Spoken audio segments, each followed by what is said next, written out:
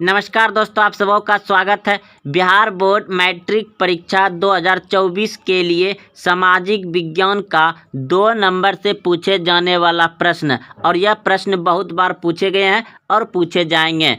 प्रश्न है कि बंधुआ मजदूर किसे कहते हैं? बंधुआ मजदूर किसे कहते हैं? तो उत्तर में लिखिएगा, कर्ज के बदले अपने श्रम, यानी कि मजदूर को बंधक बनने वाला श्रमिक, यानी बंधक बनने वाला श्रमिक कर्ज बंधक या कर्ज दास या बंधुआ मजदूर कहलाते हैं। यानी कि दोस्तों, मान लिया जाए कि कोई मजदूर है, मजदूरी करता है और वह किसी मालिक से पैसा या किसी व्यक्ति से पैसा लिया और वह अधिक सूद बढ़ता गया, वो पैसा देने में असमर्थ हो गया, तो वह मालिक उसे अपने यहाँ कर्ज बंधक बना लेता है या कर्ज दास या बंधुआ मजदूर बना लेता है और उनके मुताबिक ही मजदूरी उसको मिलता है। अब आगे यहाँ से लिखिएगा, यानी कि कहलाता है उसकी मजदूरी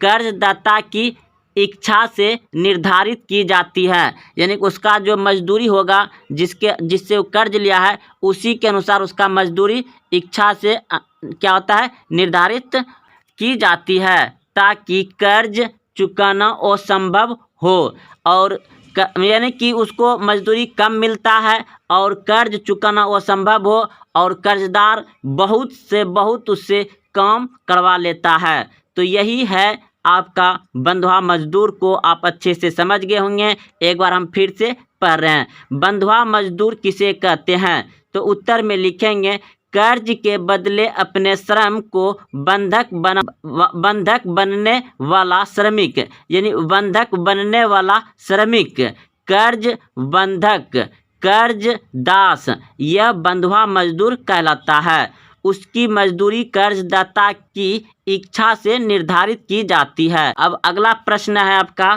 कि ग्राम पंचायत के प्रमुख अंग का वर्णन करें, यानी ग्राम पंचायत के प्रमुख अंग का वर्णन करें। तो ग्राम पंचायत में बहुत सारा अंग होते हैं, लेकिन मुख्य अंग जो है कि यहाँ पे लिखे गए हैं, आप समझिए। तो उत्तर में लिखेंगे, ग्राम पंचायत के निम्नलिखित प्रमुख अंग है। निम्नलिखित यानी कि नीचे दिया गया है। तो पहला नंबर लिखेंगे ग्राम सभा।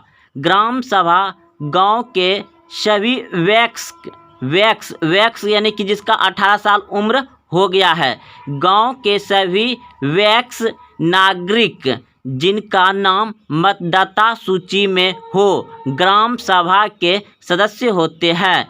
इसकी बैठक की अध्यक्षता मुखिया करता है। यह विधि द्वारा प्रदत्त कार्यों का संपादन करती है। दूसरा है मुखिया।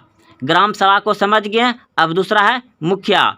मुखिया यह ग्राम पंचायत का प्रधान होता है तथा प्रत्येक जनता द्वारा निर्वाचित होता है। यह ग्राम सभा की बैठकों की अध्यक्षता करता है।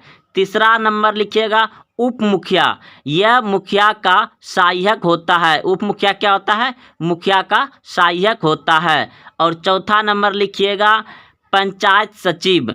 पंचायत सचिव जो होता है, यह राज्य सरकार द्वारा नियुक्त कर्मचारी होता है। पंचायत सचिव कौन होता है? यह राज्य सरकार द्वारा नियुक्त कर्मचारी होता है। और पांचवा लिखिएगा ग्राम रक्षा दल।